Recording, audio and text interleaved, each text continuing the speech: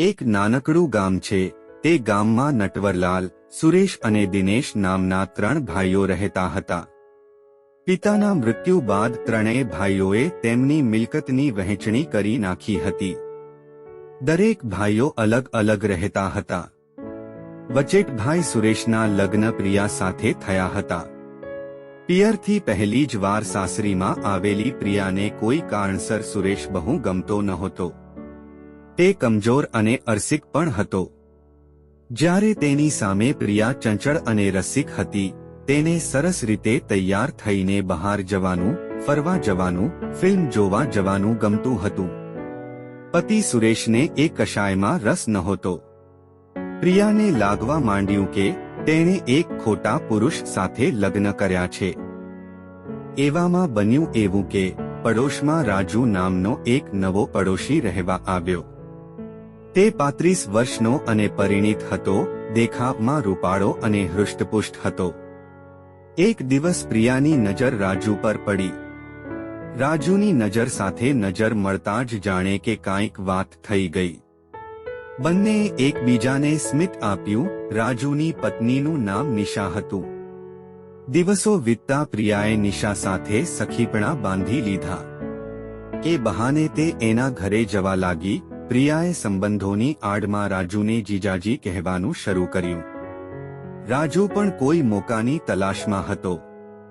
એક દિવસ બન્યું એવું કે રાજુની પત્ની નિશા ખોળો ભરાવીને પ્રથમ પ્રસૂતિ માટે પિયર ગઈ. પ્રિયાનો પતિ સુરેશ સવારથી જ ખેતરમાં જતો રહેતો, છેક સાંજે ઘરે આવતો. પ્રિયાને ખબર પડતા જ તેણે રાજુને કહ્યું, જીજાજી આજે તો હું જ તમને જમાડીશ. રાજુએ કહ્યું, તમે મને આવું કહો એની જ હું રાહ જોતો હતો. એ દિવસે પ્રિયા ખુદ રાજુના ઘરમાં ગઈ. એણે રાજુના ઘરમાં જ રાજુને ગમતી રસોઈ બનાવી જમાડ્યો. આ સંબંધો આગળ વધ્યા. પછી તો આ રોજનું થઈ ગયું. થોડા દિવસ બાદ નિશા પાછી આવી જતા પ્રિયાની રાજુના ઘરમાં અવરજવર બંધ થઈ ગઈ. ત્યારબાદ રાજુએ બીજો રસ્તો શોધી કાઢ્યો. રાજુને ખબર હતી કે પ્રિયાના પતિને ક્યારેક દારૂ પીવાનો શોખ હતો. રાજુએ સુરેશ સાથે દોસ્તી કરી લીધી. એક દિવસ સુરેશને દારૂ પીવા ઘરે બોલાવ્યો. તે પછી તે ખુદ દારૂની બોટલ લઈ સુરેશના ઘરે જવા લાગ્યો. સુરેશને દારૂમાં મસ્ત કરી દઈ તેને અર્ધબેભાન કરી દેતો. આ પરિસ્થિતિનો એણે ગેરલાભ પણ ઉઠાવતો અને પ્રિયાને મળવા જતો. પરંતુ આ વાત બહુ છુપી રહી નહીં. પડોશીઓ બધું જ જોતા હતા. એમણે સુરેશને ચેતવ્યો કે રાજુ રોજ રાત્રે તારા ઘરમાં આવે છે તે બરાબર નથી. તારી પત્ની તારા કાબૂમાં નથી. સુરેશને આ વાત ખબર પડતા જ એણે પ્રિયાને ખખડાવી નાખી અને પ્રિયા તેની સામે થઈ ગઈ. તે બોલી, તમારામાં પત્નીને સાચવવાની તાકાત ના હોય તો કોઈ શું કરે? રાજુ કહે, એટલે તું શું કહેવા માંગે છે? તમારે જે સમજવું હોય તે સમજો. તારે આવું કરવું હોય તો ઘરમાંથી નીકળી જા. હું શા માટે જાઉં? તમારે જવું હોય તો જતા રહો, હું તો અહીં જ રહીશ. સુરેશ ચૂપ થઈ ગયો. એ પછી પ્રિયા વધુ બેકાબૂ બની ગઈ. તે પતિની હાજરીમાં જ અવારનવાર રાજુને ઘરમાં બોલાવવા લાગી. રાજુ આવવાનો હોય ત્યારે સજીને શૃંગાર કરતી.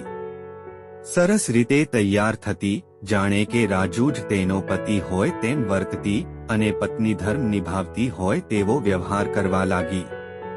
તેની સામે સુરેશ નિસહાય હતો, લાચાર હતો. એ પછી તો પરિસ્થિતિ એવી આવી કે રાજુ ઘરમાં આવે એટલે સુરેશ જ પત્નીની બેશરમી જોવી ન પડે તે માટે ઘરમાંથી બહાર નીકળી જતો. સમય વીતતો રહ્યો. આખા મહોલ્લાને આ પ્રકરણની ખબર હતી, પરંતુ કોઈ કશું કહેવા તૈયાર નહોતા. પ્રિયાને પણ કોઈની પરવા નહોતી. એક દિવસ કોઈ કામસર પ્રિયાના જેઠ બપોરના સમયે સુરેશના ઘરે આવી ગયા. ઘરનું બારણું સહેજ જ આડું હતું. તેઓ બારણાને હડસેલીને અંદર પ્રવેશ્યા. તેમણે જોયું તો ઘરમાં રાજુ જમવા બેઠો હતો અને પ્રિયા ખુદ તેના હાથે રાજુને જમાડી રહી હતી. પ્રિયાના જેઠ નટવરલાલ આશ્ચર્યચકિત પામી ગયા. તેમણે પ્રિયાને ખખડાવી નાખી. પ્રિયાએ હસીને જેઠને કહ્યું, મોટા ભાઈ, મારા આ જીજાજીની પત્ની નિશા ખોળો ભરાવીને પ્રસૂતિ માટે પિયર ગઈ છે. એ મહિનાથી આપણા ઘરે જ જમે છે. નટવરલાલ બીજી કોઈ પણ વાત કર્યા વગર ઘરની બહાર નીકળી ગયા. તેઓ નાના ભાઈ સુરેશને મળવા સીધા ખેતરમાં ગયા. સુરેશે પોતાની વાત કરી. એણે નાના ભાઈને સાંત્વના આપી. એ પછી એમણે કંઈક યુક્તિપૂર્વકની સલાહ પણ આપી. એ સાંજે ઘરે ગયા પછી સુરેશે રાત્રે જ પ્રિયાને કહ્યું, જો પ્રિયા, મને આજથી તારા અને રાજુના સંબંધો સામે કોઈ વાંધો નથી. રાજુને બોલાવ, હું તેની સામે જ આ વાત કરવા માંગુ છું. પ્રિયાએ રાજી થતા તેના પ્રેમી રાજુને બોલાવ્યો. રાજુ આવતા જ સુરેશે કહ્યું, મેં તમારા અને પ્રિયાના સંબંધોને સ્વીકારી લીધા છે. રાજુએ કહ્યું, શું એક સ્ત્રી બે પુરુષોની પત્ની ના હોઈ શકે? જો પત્ની ઈચ્છતી હોય તો બીજાને વાંધો ન હોવો જોઈએ. તમારી પત્ની તમારા જ ઘરમાં તેના હાથે મને જમાડે તો તમારે વાંધો લેવો જોઈએ નહીં. સુરેશે કહ્યું, પ્રિયા ઈચ્છતી હોય તો મને વાંધો નથી. બોલ પ્રિયા, તું શું ઈચ્છે છે? પ્રિયા બોલી, હું તમારી અને રાજુ એમ બંનેની સાથે રહેવા માંગુ છું. કારણ કે હવે સ્ત્રીઓ સ્વતંત્ર છે, સમય બદલાઈ ગયો છે. સુરેશે કહ્યું, તારે બેની સાથે રહેવું હોય તો મને વાંધો નથી. ત્યાર પછી સમય વહેતો ગયો. એ દિવસ પછી રાજુ સુરેશના ઘરમાં આવતો ગયો. આ વાતને 3-4 મહિના વીત્યા. હવે તો રાજુની પત્ની નિશા પણ બાળકને લઈ પાછી આવી ગઈ હતી. એક દિવસ રાજુ બહારગામ ગયો હતો. તે રાત્રે પાછો ફર્યો. એણે પોતાના ઘરનું બારણું ખટખટાવ્યું. બારણું અંદરથી બંધ નહોતું. બારણું ખોલીને તે અંદર ગયો. લાઇટ કરી સીધો અંદરના રૂમમાં ગયો. એ અંદરનું દૃશ્ય જોઈ આભો બની ગયો. તેના ઘરમાં સુરેશ જમવા બેઠો હતો અને તેની પત્ની નિશા સુરેશને જમાડી રહી હતી. જે કામ તે સુરેશના ઘરમાં કરતો હતો એ જ દૃશ્ય એણે પોતાના ઘરમાં જોયું. પોતાની જ પત્ની બીજાને પોતાના હાથે જમાડતી હતી. આ દૃશ્ય જોઈને રાજુ સમસમી ગયો. રાજુએ ત્રાડ પાડી, આ બધું શું છે? સુરેશ બોલે તે પહેલા રાજુની પત્ની નિશા બોલી, જો પત્ની ઈચ્છતી હોય તો તે બે પુરુષ સાથે કેમ રહી ના શકે? આ દેશમાં સ્ત્રીઓ હવે સ્વતંત્ર છે. રાજુને તેની જ ભાષામાં તેની પત્ની નિશાએ જવાબ આપ્યો તો સ્તબ્ધ થઈ સાંભળી રહ્યો. કાંઈ પણ બોલ્યા ચાલ્યા વગર ઘરની બહાર નીકળી ગયો. નિશા બોલી, સુરેશભાઈ, જુઓ, તમે ઘરે જાઓ. ચિંતા ના કરો. આજનું દૃશ્ય જોયા પછી મારો વર કદી તમારા ઘરે નહીં આવે. અને એમ જ બન્યું. રાજુની શાન ઠેકાણે લાવવા માટે સુરેશે રાજુની પત્ની નિશાને વિશ્વાસમાં લઈને માત્ર દેખાવ ખાતર જ એ દૃશ્ય ઉપજાવ્યું હતું.